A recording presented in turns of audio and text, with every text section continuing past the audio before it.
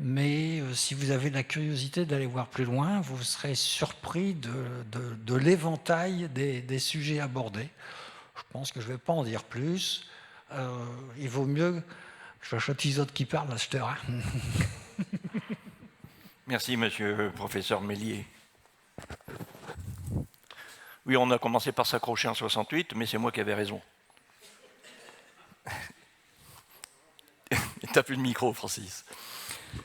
Donc, je vais vous parler du verre au noir, le charbon. C'est bien justement pour montrer, on est bien dans le cadre de l'énergie du vivant. On part des plantes et on arrive au charbon.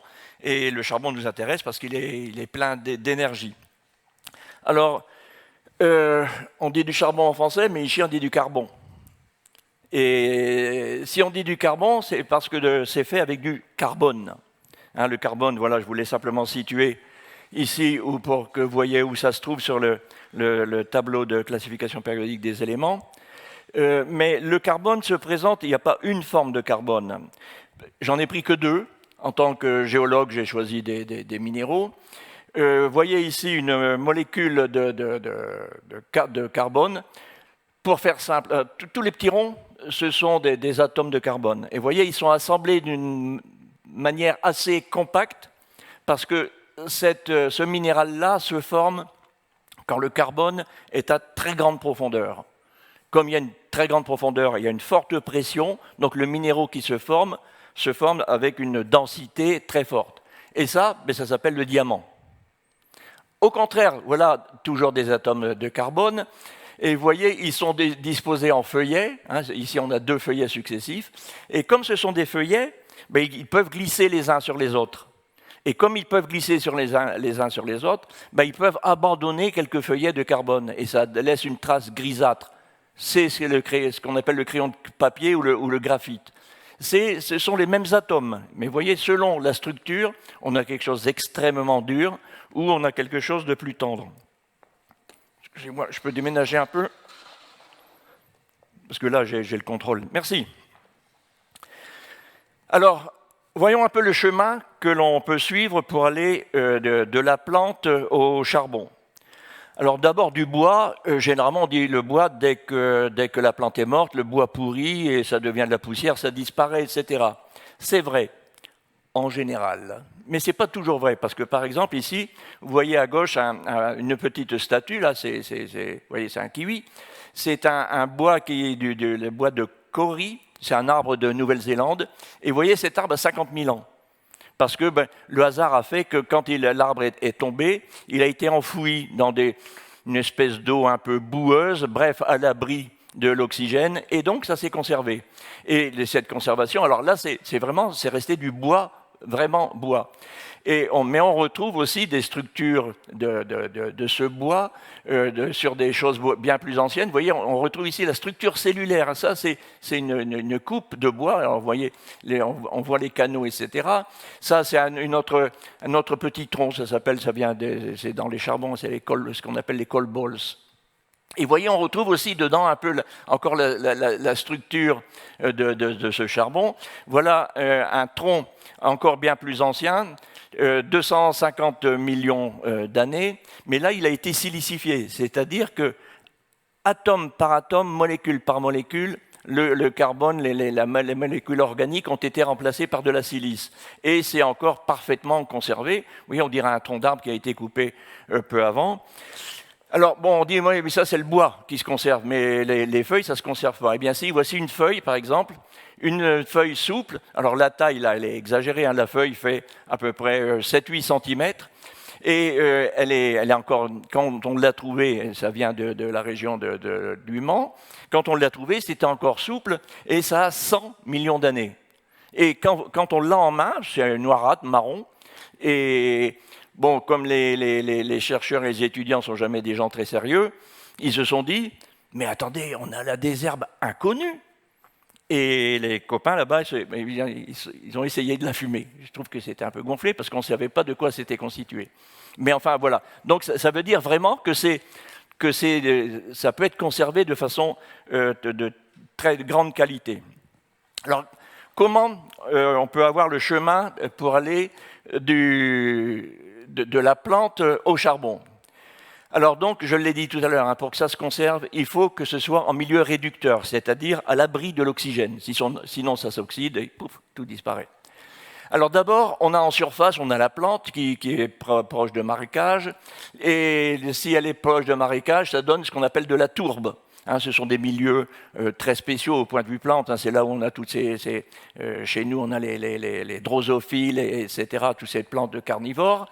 Et avec le temps, ben, cette plante, ce sédiment va se compacter et va donner du lignite. Alors vous voyez, de la tourbe, en gros, c'est 50% de carbone.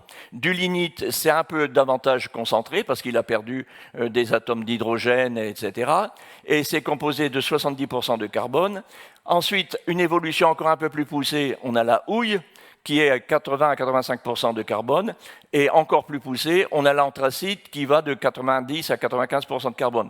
Et vous voyez, l'anthracite, en fait, c'est tellement riche en carbone que il a un peu de mal à brûler.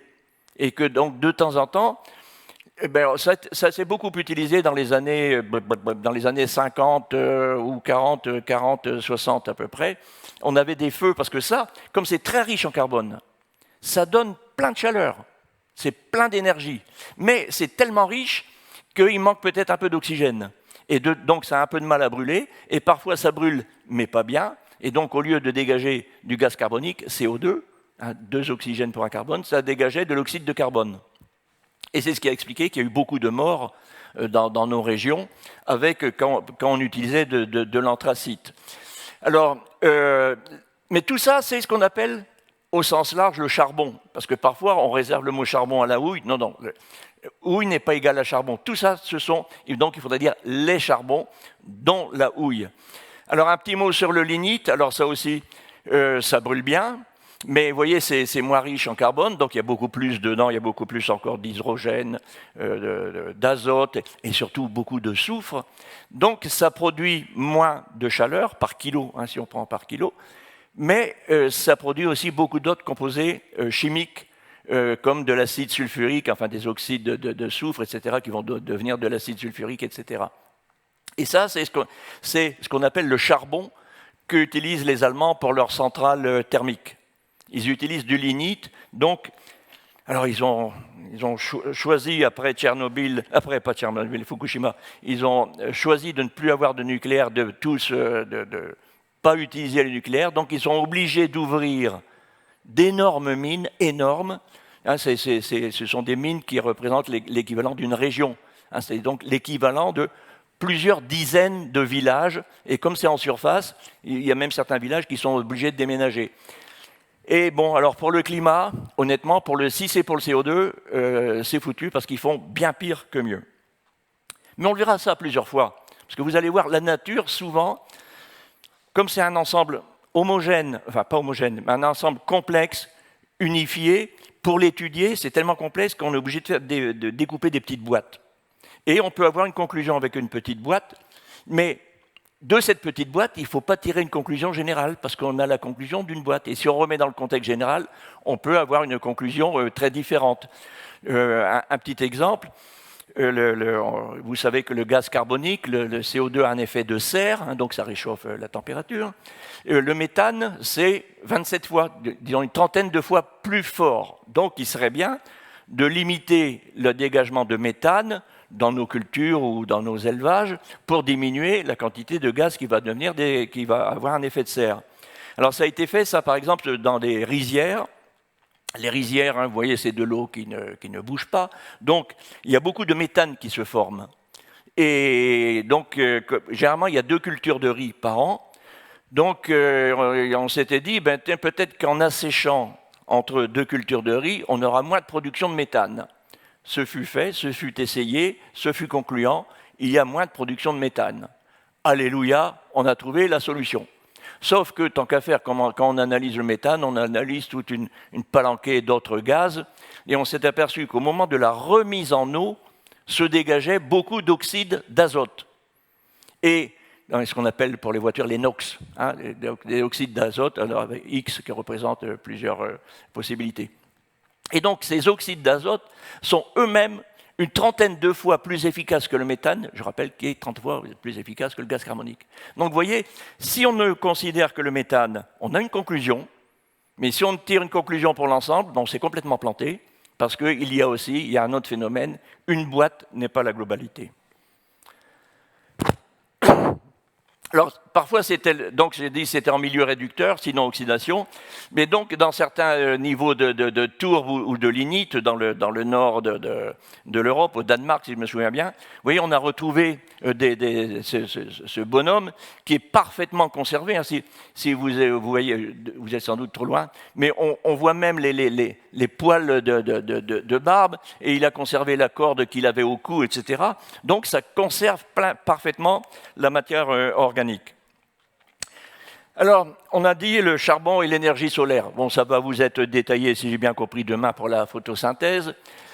Le charbon, en fait, on peut dire que c'est de l'énergie solaire fossilisée, conservée. Parce que, je ne fais pas le détail, ça sera développé demain. L'énergie solaire, grâce à la photosynthèse, ça dépose, on peut obtenir des sucres plus de l'oxygène.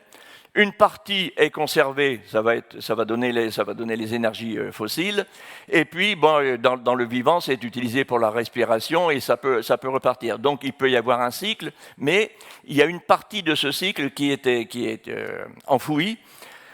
Alors déjà, sur la quantité d'énergie solaire transformée en sucre et oxygène, donc en énergie, hein, énergie potentielle, énergie stockée, bon, ça représente de l'ordre de, ça vous sera précisé demain, mais moi j'ai lu, c'était de l'ordre de 5%. Donc vous voyez, c'est quand même une toute petite partie, mais c'est quand même l'énergie solaire l'énergie solaire, c'est quand même de l'ordre de 340 watts par mètre carré.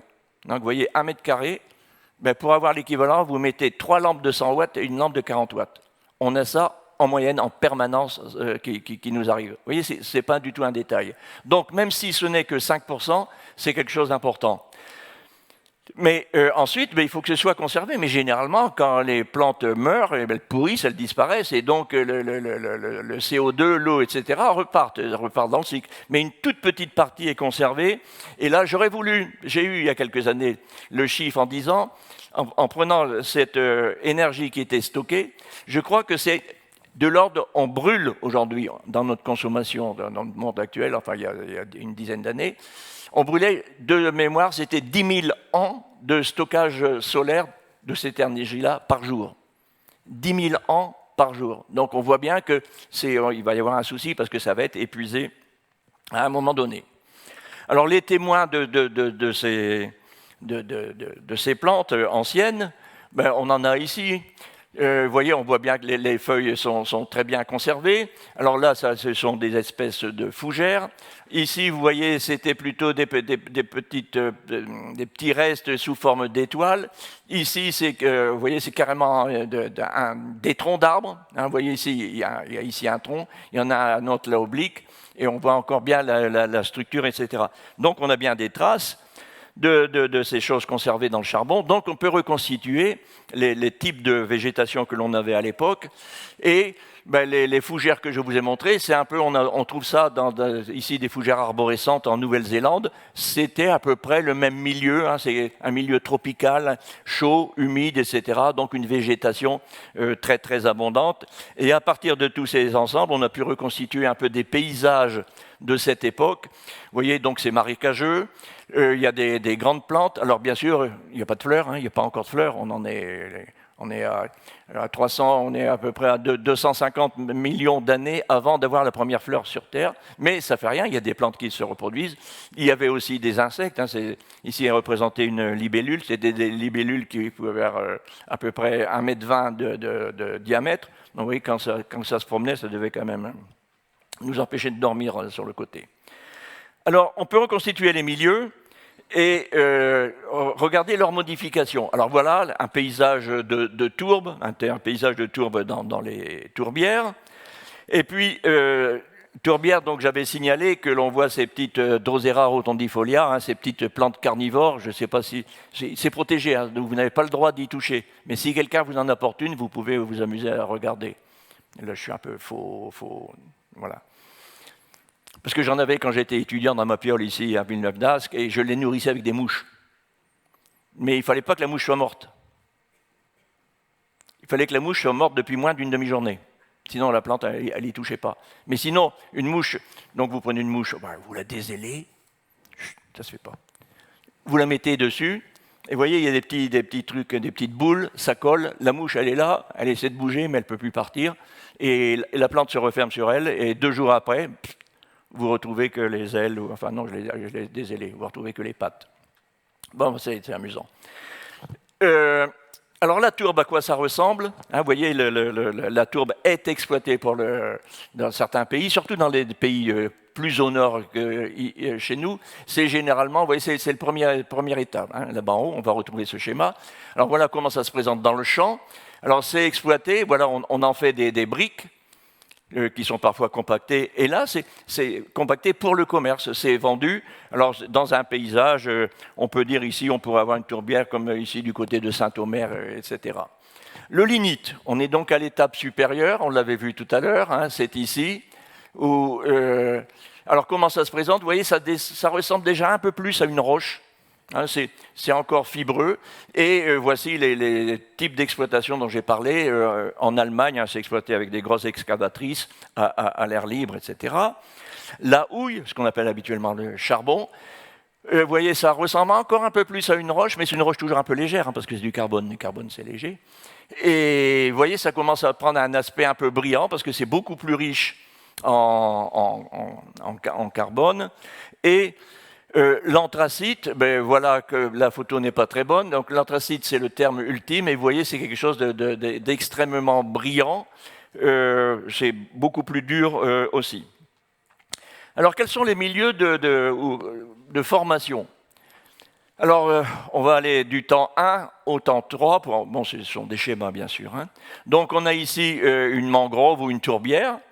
Et puis, ces sédiments, il y en a qui partent dans la mer, mais certains restent sur place. Et puis après, il peut y avoir éventuellement un retour. Donc, la tourbe se développe. Et puis après, il peut y avoir un retour de la mer. Donc, tout ça, c'est ennoyé. Les forêts, on n'en parle plus. Et puis, avec les sédiments qui viennent du continent, sable, etc., on peut à nouveau on est à nouveau hors d'eau. On peut de nouveau avoir une forêt qui se développe, donc qui alimente ces trucs de tourbe. On a à l'extérieur des argiles, et puis on répète, et puis on répète, et puis on répète. C'est ce qui explique qu'on a un empilement en fait de niveaux de veines de charbon entrecoupées avec des grès. C'est quelque chose de détritique fin, mais pas très fin, alors que les argiles, c'est quelque chose de beaucoup plus fin. Donc voilà, alors ça, c'est ce qu'on appelle des cycles, donc on appelle ça le cyclothème charbonneux.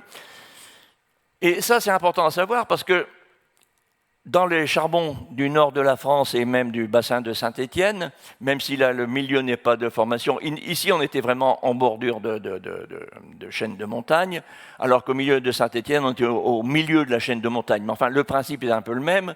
On a des successions de veines de charbon, mais parfois ces veines sont très petites, elles font quelques dizaines de centimètres. Rarement, je ne sais pas si dans le Nord, il y en a qui dépassent 2 mètres ou 3 mètres. Et donc, ça pose un problème pour l'exploitation, parce que les galeries, c'est là où il faut aller et pas ailleurs. Donc, il est important de pouvoir les repérer, et c'est à cause de la finesse de ces veines qu'on a abandonné le charbon, parce que du charbon, il y en a encore, mais il n'est plus facilement exploitable. Les veines sont trop fines. Au passage, petite différence entre ressources et réserves. On a des ressources de charbon, mais actuellement, il n'y a plus de réserve. La différence, c'est quoi? Une ressource, c'est quelque chose qui existe. Ça existe, on sait que c'est là, mais soit on n'a pas la technique pour l'utiliser, l'exploiter, soit, du point de vue économique, ce n'est pas rentable.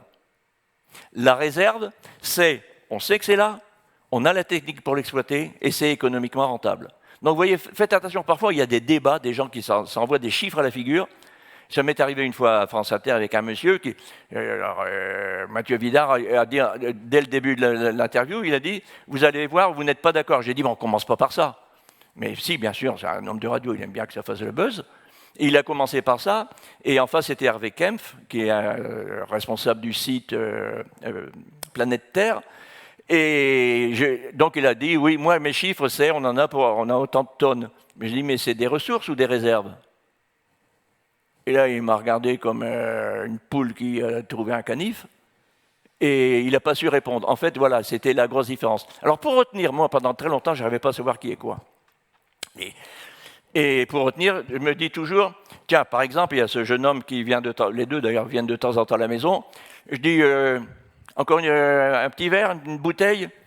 Il dit, oh, non, non, non. Je dis, si, j'en ai en réserve. Et puis, s'il n'y en a plus en réserve, j'ai dit, mais j'ai toujours la ressource d'envoyer le gamin à l'épicerie du coin. Donc, vous voyez comment vous pouvez retenir différentes ressources et réserves. Mais cette différence est fondamentale. Hein. Ce ne sont que des mots, mais ils ne représentent pas du tout la même chose. Alors donc, il importe, parce que là, j'ai présenté les choses tout à l'heure, c'était des veines qui étaient bien gentillettes, empilées les unes sur les autres, mais il y a eu des problèmes de chaîne de montagne, donc tout ça, ça a été chiffonné, mélangé. Donc, il importait de savoir, ici, je représente une mine, donc en dessous, il importe de savoir quelle allure on s'écouche avant qu'on arrive à l'exploiter, à avoir ce terril. Et aujourd'hui, on a des ordinateurs, c'est facile, on fait de la reconstitution 3D, on la fait tourner, c'est magique. Mais quand on exploitait le charbon dans le nord de la France, on n'avait pas ces ordinateurs qui faisaient de la 3D. Alors, ils se bricolaient une reconstitution 3D, je vais dire, à la main. Voilà, ils faisaient de la 3D avant les ordinateurs. Et vous voyez, ça, c'est une table qui représente... Alors, c'est difficile à prendre en photo, parce que comme c'est une table, il y a plein de reflets. Mais vous voyez des traits noirs. Eh bien, ces traits noirs, en fait, ce sont des plaques de verre qui sont mises côte à côte. Et sur chaque plaque de verre, on a dessiné la structure de la veine de charbon, et ainsi, en regardant l'ensemble, on peut avoir une structure en 3D. Alors ça, c'est rare, mais ça se... Je ne sais pas si ça se voit encore, mais ça se trouve au musée de Lille. Hein, c'est un objet vraiment extraordinaire pour l'histoire des sciences, ça vaut son pesant de cacahuètes. Alors le charbon, c'est une source d'énergie, oui. Alors, énergie, il ne faut jamais parler énergie. C'est source d'énergie ou utilisation de l'énergie, mais etc. Donc elle est épuisable. On a vu pourquoi, parce que on consomme beaucoup plus que ce qui s'était déposé. Alors il y a une grosse difficulté pendant très longtemps, parce que la nature, j'ai dit tout à l'heure qu'elle était homogène, c'était un continuum, mais ce n'est pas parfaitement partout la même chose. Et c'est une double difficulté, à la fois spatiale et temporelle. Spatiale parce que la Terre est immense. Et comme il y a du charbon, il y en avait dans le Nord, il y en a en Allemagne, en Amérique, etc. On a dit, du charbon, il y en a beaucoup. La Terre est immense, donc on en aura pour toujours. On avait oublié qu'on a confondu immense et infini. La Terre est immense, mais finie. Ça veut dire qu'un jour, les stocks peuvent être épuisés. Et une autre difficulté qui est temporelle. Parce que temporelle, généralement, le temps, là on m'a dit, tu as 1 heure, plus les questions, c'est un certain temps. Mais nous-mêmes, on a une vie d'humain. Bon, on appelle ça une génération. Quand on parle de 3 générations, déjà, ils nous disent, les vieux, ouais, tu sais, les vieux, 3 générations, c'est les vieux. C'est vieux comme tout. Mais la Terre, ça, c'est pas l'échelle de la Terre. C'est pas l'échelle de la nature. Parce que l'humain, Homo sapiens, est apparu il y a 300 000 ans. Rien. Hier, la Terre, elle a 3 milliards. Vous voyez, 300 000, 3 milliards. Vous voyez la différence. Mais le temps de la nature, c'est ça. Et si nous, on est diversifiés, c'est pas parce qu'il y a des fakirs qui ont réussi à former tous ces organismes, les jolies petites fleurs et puis les osios, etc. C'est parce que les organismes se sont reproduits et se reproduisant, il y a des erreurs de reproduction et parfois, tant pis, ça ne marche pas, ils ne vont pas se reproduire, il n'y en aura plus. Et parfois, certains se reproduisent et ils ont un petit truc en plus qui fait qu'ils vivent mieux. Et cela se développe. Voilà comment se fait un peu après l'énorme diversité qu'on a. Mais donc, ce sont quand même 2 grandes difficultés, surtout quand on parle de nature, d'écologie, etc. N'oublions pas que le temps de la nature n'est pas notre temps. Alors j'ai mis en bas, donc le temps de la nature, c'est le temps de la Terre. Nous avons notre temps humain, parce qu'on vit avec lui. Et un autre temps qui est pire, c'est le temps de l'homme politique. Lui, c'est 4 ans, 7 ans. et parce qu'il pense tout de suite à sa réélection s'il est élu. Et c'est-à-dire que ce n'est même pas un temps humain. Et je trouve ça assez dangereux que ce soit ces personnes-là, parce qu'il faut bien que quelqu'un prenne des décisions, donc que ce sont ces gens-là qui ont une temporalité de quelques années qui prennent les décisions, parce que forcément, je ne suis pas sûr qu'ils pensent à 10 000 ans. Alors les ressources en charbon, alors ce ne sont pas du tout également réparties sur Terre. Alors ici, j'ai bien dit ressources, hein, c'est pas réserve. Et vous voyez les ressources en charbon, vous voyez là où il y en a le plus, hein, c'est en Amérique du Nord. En Russie, il y en a beaucoup aussi. En Asie, voilà, c'est les trois principaux. Et vous voyez notre richesse en Europe, vous voyez, on ne représente pas quand même pas grand-chose. Donc, ce n'est pas réparti de façon horizontale. Et même les ressources en matière énergétique, pas seulement en charbon, hein, donc en charbon plus pétrole plus gaz, etc. Alors ici, sont représentés en noir le charbon, en gris le pétrole, en blanc le gaz. Et vous voyez que cette fois, on retrouve bien sûr beaucoup de charbon aux États-Unis, et puis en Asie du Sud-Est. Mais vous voyez que le gaz, c'est beaucoup plus abondant dans l'ancienne Union soviétique. Et puis on a du pétrole, je ne vous apprends rien, au Moyen-Orient. Donc Moyen-Orient, c'est gaz et pétrole. Donc, il n'y en a pas partout. Et puis, en plus, il n'y en a pas toujours. Toutes les époques ne sont pas aussi riches en charbon. Alors, par exemple, dans les charbons du tertiaire, c'est surtout l'Amérique du Nord et l'Extrême-Orient. Il y en a un peu au Crétacé. Et le nôtre c'était ici à la fin du Carbonifère, hein, d'où le nom Carbonifère qui porte du charbon. Les mammifères portent des mamelles, les carbonifères portent du charbon. Donc, Amérique du Nord et Europe. Et avant... on n'en a presque pas. On a un petit peu de pétrole dans des terrains plus anciens. On a du pétrole dévonien, etc. Mais peu. Et en tout cas, pas de charbon. Et alors, pourquoi on n'a pas de charbon? Parce que, avant le dévonien, les plantes n'étaient pas encore sorties de la mer pour aller sur les continents. Donc, il n'y avait pas de plantes terrestres. Il y avait des plantes sur terre, mais pas des plantes sur la terre ferme. Donc, voilà pourquoi il n'y a pas de charbon avant. On peut avoir du pétrole, parce qu'il y avait le pétrole, ce n'est pas issu du charbon. Le pétrole, c'est des mêmes plantes. Hein, ce sont des algues, etc. Donc, inégalité de répartition dans l'espace, inégalité de répartition dans le temps. Alors, voilà, là, je répète un peu ce que j'ai dit tout à l'heure, hein, la Terre immuable. On pense souvent que la Terre, c'est quelque chose qui ne bouge pas, c'est dur comme du caillou. Eh bien, dur comme du caillou, à l'échelle humaine, c'est vrai. À l'échelle géologique, c'est pas vrai. Vous connaissez peut-être des gneiss, je ne sais pas si vous voyez ce que c'est qu'un gneiss. Vous voyez de temps en temps des roches qui sont utilisées en décoration. Plus simple, vous allez dans les cimetières. Regardez beaucoup de pierres tombales, ont des magnifiques roches avec des très jolis dessins. Mais c'est tout à fait de la pâte à modeler avec laquelle on s'est amusé.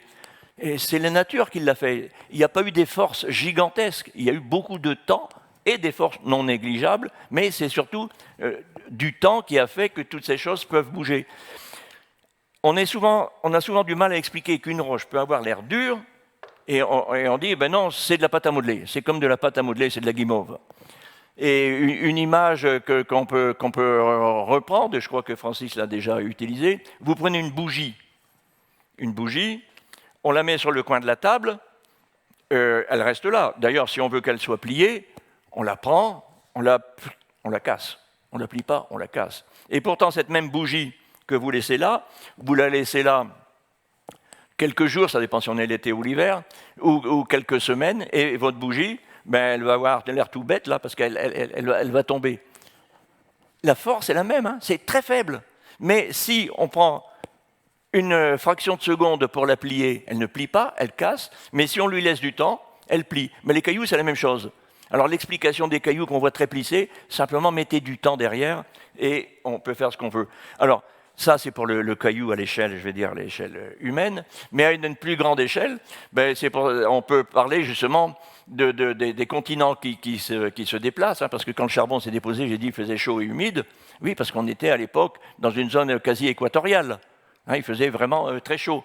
Et voilà, par exemple, une reconstitution ici de la Terre où on voit les continents, peu importe. Hein. Vous reconnaissez quand même l'Afrique, l'Amérique du Sud, l'Amérique du Nord, l'Australie, etc. Et vous voyez que tous ces éléments avaient bougé et continueront à bouger et continueront encore à bouger.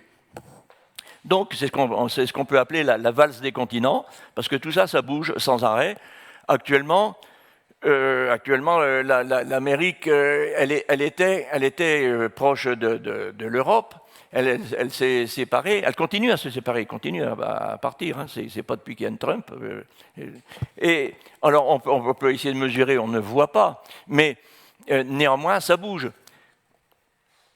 Et quand je regarde mes ongles, je ne les vois pas bouger. Et pourtant, régulièrement, je dois les couper. C'est parce que ils s'éloignent, ils poussent à la même vitesse que l'Amérique s'éloigne de l'Europe. Vous voyez, c'est rien du tout, je ne le vois pas. Mais néanmoins, régulièrement, on est obligé de se les couper parce que ça pousse. Voilà comment on peut avoir cette valse des continents. Alors, liaison entre charbon et énergie. Alors, quelques rappels, mais j'espère pas vous embêter avec. Une calorie, on parle de calories et de calories, il faut faire attention là aussi, il y a des majuscules et des minuscules. Parce qu'une calorie avec une majuscule, ça fait 1000 calories avec une minuscule. Ce n'est pas du tout la même chose. Alors ça représente 18 joules. Et 1 kW, c'est 3,6 mégajoules, donc millions de joules. Alors plus accessible, un humain au repos tel que vous êtes absorbe à peu près 2-3 kWh par jour. On ne retient pas ce que c'est, 2-3 kWh par jour, hein, parce que si je vous dis 3-2, demain vous ne saurez plus non plus. Facile à retenir, c'est une ampoule de 100 watts. Chaque personne, ici, dans la pièce, dépense l'équivalent de 100 watts, comme une ampoule de 100 watts, en termes d'énergie. C'est ce qui explique que quand on est dans une pièce un peu nombreux, on a froid au début, puis après on a trop chaud, parce que chacun met ses 100 watts, et en plus, s'il s'énerve, il peut monter à 150. Et donc, vous voyez, donc, chaque humain dépense 100 watts d'énergie. Alors, aujourd'hui, tout le monde parle d'énergie propre. Parce que c'est vrai que c'est bien d'avoir de l'énergie, on en a besoin pour les ordis, pour faire la conf, etc. Et l'énergie propre, oui, d'accord. Mais où en a-t-on et laquelle? Alors ça va être la deuxième partie où on va parler un peu plus d'énergie. J'ai jusque quelle heure?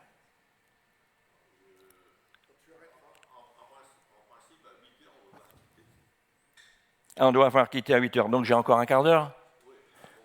Un bon quart d'heure. De toute façon, vous me coupez, sinon je ne vais pas faire de crise, hein. Je pleurerai, c'est tout. Alors, l'énergie, généralement, on dit que l'énergie n'est pas chère.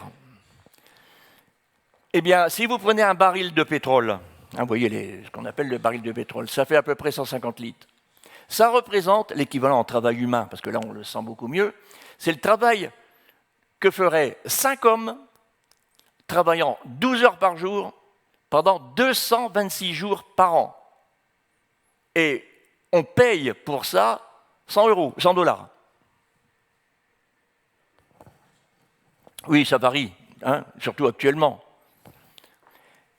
Et or, 100 dollars pour payer ces 5 hommes, c'est l'équivalent de quoi? En gros, quelques repas de ces esclaves pendant 4 à 5 jours, c'est tout, et pas du tout pendant presque un an. Donc sans salaire et sans frais de logement. Donc vous voyez, si on veut relativiser avec l'énergie que nous on dépense, ça fait réfléchir à nos dépenses énergétiques. Alors, donc c'est pour ça que j'ai représenté ici 5 personnes, c'est comme si on était 5 esclaves. Et aujourd'hui, avec le plein d'une petite voiture, on peut faire Biarritz-Lille, une voiture de 80 chevaux. Biarritz-Lille, 80 chevaux. Parce que ça s'appelle des chevaux vapeur, parce que le cheval vapeur a été défini comme étant l'équivalent du travail fourni par le travail d'un cheval. Donc, une voiture de 80 chevaux, c'est l'équivalent de 80 bourrins qui travaillent.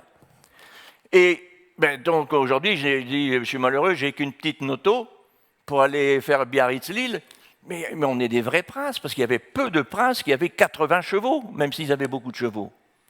Un autre exemple. Un Français moyen utilise à peu près 4 tonnes de pétrole par an.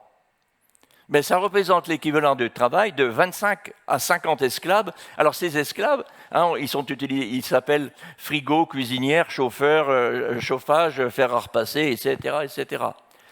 Et donc c'est pour ça qu'on peut dire avec cela, un prince du Moyen-Âge était un vrai pauvre par rapport en termes d'énergie. Hein, c'est pour ça ici j'ai mis une quarantaine voilà. On a à notre disposition, comme ça, une quarantaine d'esclaves tous les jours. Et puis, si ma petite noto, j'ai 80 bourrins qui travaillent. Vous voyez, il faut remettre en perspective un peu ce qu'est l'énergie. Un litre d'essence, c'est rien, mais ça représente quoi si nous, on doit fournir la même quantité d'énergie? Et je trouve que ça, c'est une approche qui rend les choses beaucoup plus humaines. Alors, une autre manière de représenter ceci, hein, l'énergie, c'est la nourriture des machines, hein, l'essence, le gasoil, etc., qui produisent vraiment. Alors, par exemple, quand on se déplace, on utilise 100 watts et 10 watts pour les bras. Ben, les bras sont moins costauds que les cuisses. Hein. Les gens de Paris-Roubaix peuvent vous le dire. Et donc, un petit tracteur, c'est l'équivalent de 600 paires de jambes. Hein. Quand on est dans son champ avec un petit tracteur, c'est comme si on utilise 600 paires, donc 600 personnes, le travail des jambes de 600 personnes. Autre exemple, bon, ça c'est plus gros, un tractopelle, etc., c'est 10 000 paires de bras. Un camion, c'est 4000 paires de jambes. Un avion, c'est 1 million de paires de jambes, etc. Alors ça, si vous voulez retrouver ces chiffres, hein, il y a un site qui est très très bon. C'est un site de Jean-Marc Jancovici à Manicor. Vous avez, il a bien cette présentation très décalée de ce que représente l'énergie, nous, par rapport à l'énergie, charbon, pétrole, etc., etc. Je vous invite à aller voir ce site. Hein, vous allez voir, vous y mettez le nez, vous sautez le repas. Et donc, nous sommes d'énormes consommateurs d'énergie. Et ben voilà, ce que ça nous invite à faire. Vous voyez, ce sont des trains, ici en Amérique. Ils nous apportent de l'énergie. Vous voyez combien il y a de paires de jambes et combien on a d'esclaves là-dedans. Alors, de façon plus pragmatique, on utilise aussi un petit ordinateur. Ben, pour avoir un petit ordinateur, pour le construire, il nous faut environ 1500 litres d'eau. Il faut à peu près, pour l'ordinateur lui-même, 240 kg de charbon, mais il faut aussi de la silice, des plastiques, du fer, de l'aluminium, du cuivre. Et tout ça, il faut l'extraire, il faut le faire venir.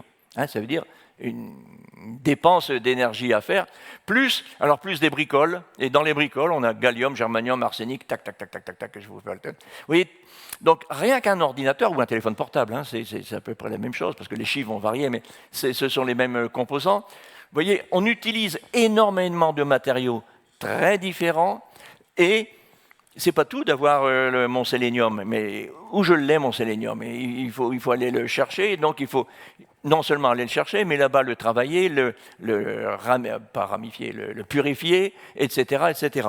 Donc ça consomme de l'énergie. Alors un autre exemple, les voitures. Ben, les voitures, donc pour faire une voiture, là il faut 400 tonnes d'eau, 400 tonnes. Hein, plus d'une tonne de charbon, du fer bien sûr beaucoup, et puis je ne vous refais pas la liste, hein, vous pouvez lire vous-même avec les pourcentages, et puis dans les autres il y a aussi zirconium, tungstène, titane, barium, etc., etc. Donc beaucoup de terres rares. Une petite incise pour les terres rares, c'est un joli mot qui ne veut rien dire. Alors qu'est-ce qu'il nous dit lui? Lui, les terres rares sont très abondantes sur Terre. Ce qui est rare, c'est leur concentration. Et donc, pour obtenir 1 gramme de fer, on traite, je ne sais pas, j'ai aucune idée, c'est 1 kilo de minerai à peu près. Pour avoir 1 gramme de terre rare, il faut peut-être manipuler 100 tonnes ou 1000 tonnes de terre, parce que c'est abondant partout, mais c'est toujours en très petite quantité. Donc ça nécessite un énorme travail, donc une grosse dépense d'énergie, et puis ben, on laisse des liquides, etc. C'est pour ça qu'on dit qu'il y a des terres rares qu'en Chine. Non, il n'y a que la Chine qui exploite les terres rares. C'est différent, parce que ça pollue extrêmement beaucoup et ça demande beaucoup d'énergie. Vous voyez, de temps en temps, tout à l'heure, on discutait devant un Perrier qu'on n'a pas bu. Et on a parlé du cérium, hein, parce qu'on a besoin du cérium pour faire les ordinateurs. Eh bien, par exemple, c'est une terre rare, il y a plus de cérium sur Terre que de cuivre. Le cuivre, on ne trouve pas que c'est rare, mais il y a plus de cérium que de rare. Donc, vous voyez, le cuivre n'est pas une terre rare, le cérium est une terre rare. C'est un problème de classification d'éléments, hein, dans le tableau qu'on avait vu au début.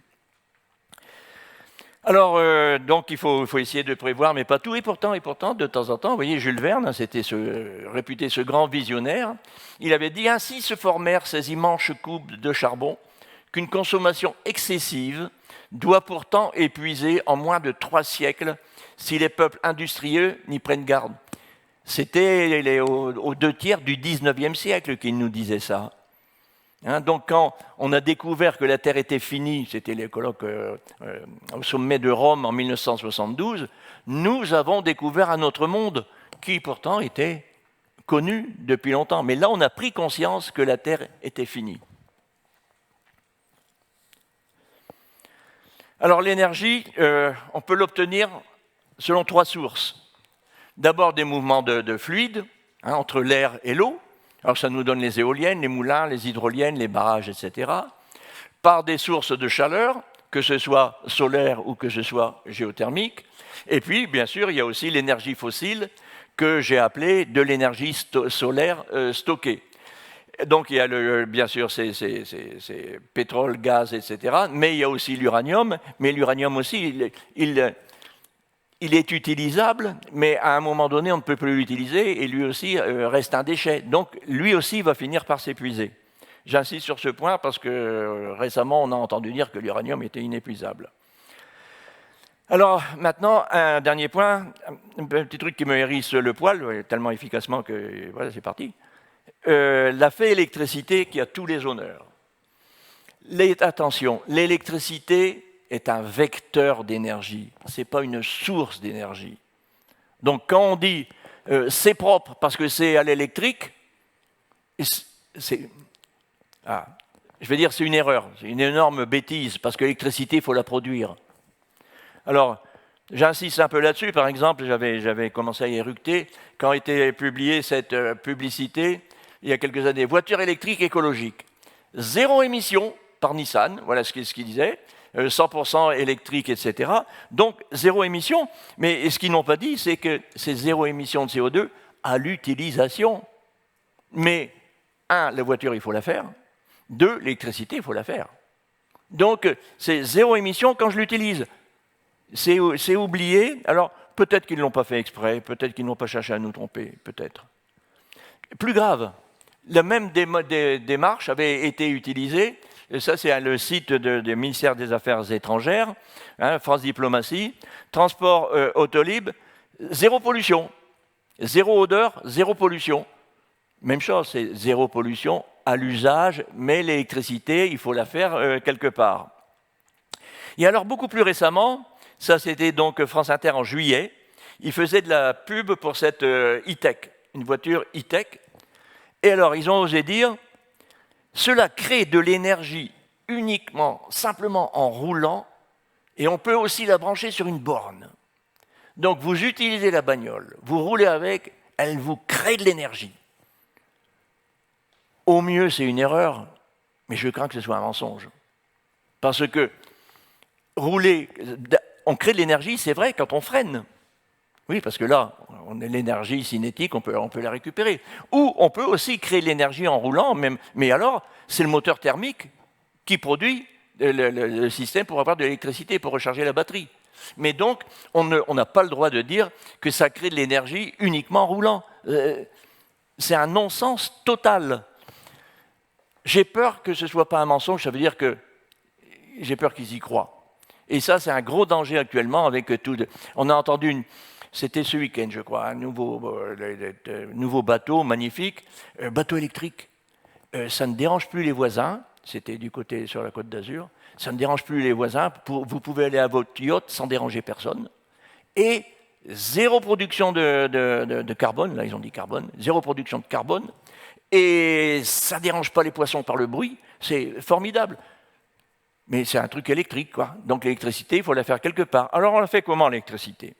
Ben, il y a plusieurs... Oui, là, voilà. Je dis, bon, voilà. C'est du pipeau. Alors la voiture électrique, quand même, c'est bien parce que ça ne pollue pas. Or, pour la faire, parce qu'avant de l'utiliser, il faut la faire, ça consomme 2 fois plus de CO2 qu'une voiture thermique. Hein, construction à l'usage. La batterie, on sait que tout le monde sait que c'est le problème de la batterie. Elle est prévue pour durer 8 ans, ce qui représente à peu près 160 000 km. Enfin, c'est l'un ou l'autre, 160 000 km. Mais pour compenser le CO2 utilisé pour construire la voiture, il faut rouler 250 000 km. Mais alors, si on veut faire 250 000 km, ben, il faut changer la batterie et rajouter le CO2 de construction de la batterie et les terres rares pour sa construction. Bref, il faut rouler beaucoup pour compenser le coût de construction, ce qui équivaut à dépenser beaucoup d'énergie pour compenser le CO2 et pour avoir moins d'effets de gaz à effet de serre. Vous voyez, c'est un cercle vicieux et on a beau dire que la voiture électrique, actuellement, même pour le CO2, elle est moins bonne qu'une voiture thermique. Et en plus, le CO2, ça produit 1,5 fois à 2 fois la quantité d'oxyde d'azote et d'oxyde de soufre que les voitures thermiques. Alors, ça, vous allez me dire, les géologues, ils ne comprennent rien à tout ça, pourquoi ils osent nous mettre ça? Donc, je vous dis, voilà, ce sont des chiffres de l'ADEME et de l'Agence européenne d'environnement. Les deux sont d'accord sur ces chiffres. Alors, peut-être que les chiffres sont faux, mais alors, peut-être que moi, je suis aussi une call girl. Alors, quelle source d'énergie peut-on avoir? Alors, les sources d'énergie, ça avait déjà été envisagé. Hein, il y a les sources carbonées, charbon, pétrole, gaz, éoliennes, hydroliennes, les barrages, géothermie, photovoltaïque, nucléaire. Alors là-dedans, quelle est la source d'énergie la moins polluante ou la moins dangereuse? Ben, la moins dangereuse, si on regarde en termes de morts, ben ici, là, ce qui donne le plus de morts, c'est donc le lignite, hein, le brown coal, c'est le lignite. Et vous voyez, quand même, en moyenne pour une unité, c'est 32. Le charbon, c'est 24. Le pétrole, c'est 18. La biomasse, c'est 4. Le gaz, c'est 2. Et le nucléaire, c'est 0,07. Donc, en termes de morts, mais tout n'est pas qu'en termes de morts. Et là, ce sont des sources qui sont données. Voilà, je vous ai donné. Hein, l'IPCC, c'est le GIEC, hein, en anglais. Alors, il y a aussi, de temps en temps, quand on parle du nombre de morts, il faut faire attention, parce qu'il y a souvent un effet de choc. Par exemple, quand il y a un avion, on se souvient de l'avion qui s'était écrasé vers Digne, tous les journaux en parlaient, matin, midi et soir, pendant plusieurs semaines, parce que ça fait beaucoup de morts. Et si on regarde le nombre de morts par an, la moyenne sur 15 ans, du nombre de morts par accident, les avions, c'est environ, c'est dans le monde, hein, ça. C'est environ 30 par an, les voitures... non, c'est en France, pardon. C'est environ 30 par an, les voitures, c'est environ 3000 par an. Ça a baissé cette année, c'est aussi, etc. Et vous voyez, donc... Et pourtant, il y a donc 100 fois plus de morts par les voitures, mais on en parle 10 000 fois moins. D'accord, quand c'est à côté de chez soi, on dit il y a eu un accident, etc., c'est relaté. Mais sauf qu'il y en a toujours, mais toujours un petit peu. Donc, c'est ce que j'ai dit tout à l'heure, attention à l'effet de choc. L'émotion ne doit pas prendre le pas sur la raison. Alors, il y a des sources d'énergie, souvent on me dit, mais les barrages, ça, le barrage, pas de problème, il y a 0 défaut. Pourtant, le barrage 0 défaut, vous vous souvenez quand il y a peu d'années a été ouvert le barrage des Trois Gorges en Chine. Et vous vous souvenez comment s'étaient élevés les écologues, parce que ça risquait de mettre en péril le dauphin de je ne sais plus quoi, là, le nom m'échappe. Et puis on noie des zones, donc on modifie l'environnement énorme. Et en Chine, quand ils font quelque chose, c'est pas à moitié, c'est des milliers de kilomètres carrés qui ont été modifiés. Hein, des villages ont été, mais ça c'est partout, les villages ont été déplacés, etc. Et puis on dit, ah oui, mais une fois que ça s'est fait, ça fait plus rien. Et ça fait plus rien, ça fait 2 choses d'abord. D'abord, il y a de l'eau qui stagne. Et quand de l'eau stagne et que la matière organique tombe, ça donne du méthane. Le méthane qui s'échappe, on l'a vu tout à l'heure, 30 fois plus efficace que le CO2, d'une part. D'autre part, l'eau est arrêtée. Et donc, l'eau qui est arrêtée, ben, elle emmène moins de sédiments vers la mer. Or, l'avantage d'emmener des sédiments vers la mer, c'est ce qu'on appelle engraisser ou graisser, je ne sais pas, engraisser les côtes. Et engraisser les côtes, ça sert à quoi d'engraisser les côtes? Ce qu'on appelle engraisser, c'est apporter du sable et de l'argile. Et alors, si ce n'est pour les vacances, Aujourd'hui, nous manquons de sable aujourd'hui pour construire. Tout simplement parce qu'il y a beaucoup de barrages partout et il y a moins de sable qui arrive sur les côtes. Et donc, c'est ce qui explique que sur certaines côtes, on a de moins en moins de sable et que donc on dit la côte recule. Vous voyez les effets. Il ne faut pas regarder que l'objet lui-même, il faut voir un peu tous les effets qui sont secondaires. Alors, le pire barrage, à ma connaissance, c'est celui de Balbina, qui a été ouvert au nord du Brésil. Il était prévu, donc il y a eu des mouvements, bien sûr, d'autochtones qui se sont fâchés, etc. Mais en fait, il était prévu pour une certaine quantité. Il n'a jamais produit que le quart de l'électricité, tout en inondant 4 fois plus que prévu. Ben, il s'était plus plat que prévu. Et donc, 4 fois plus que prévu. Et en plus, il y a un débit insuffisant pour donner des grandes... Voilà, ça s'appelle une erreur, c'est une catastrophe écologique, ce barrage pour avoir de l'électricité verte. Alors bon, en fait, toutes les sources d'énergie ont des inconvénients importants. Toutes les sources d'énergie. Hein, bon, l'éolien magique pour certains qui font éructer d'autres. J'ai entendu dire que récemment, c'était, je crois que Stéphane Bern qui s'était érigé, opposé à l'installation de certaines éoliennes, je ne sais plus où, parce que ça, lui qui veut des jolis paysages, ça défigurait le paysage. On a aussi alors des problèmes de géothermie, quand on veut faire de la géothermie, ou on avait parlé des gaz de schiste aussi, ça crée des séismes. Le Larzac, quand un projet de centrale solaire, hein, c'était voilà, en 2019. Bien sûr, non au barrage ici dans les Ardennes, associé de protection de la nature interdit, etc.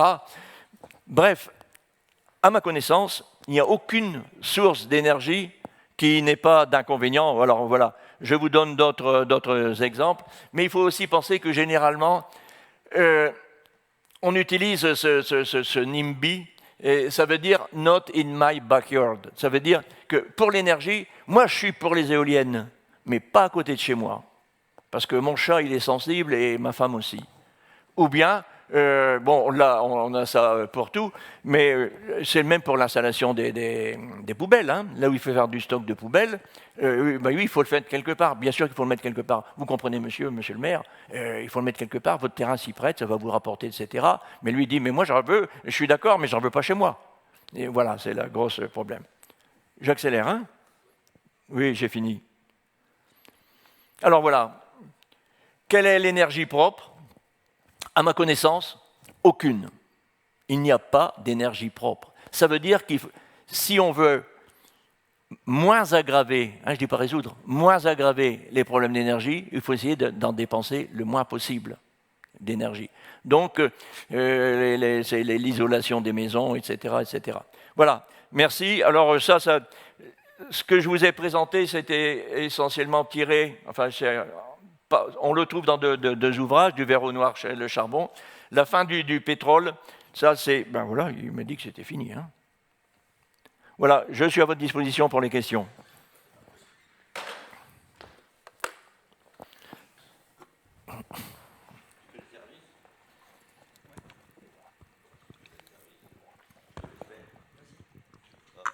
Bon. Question ?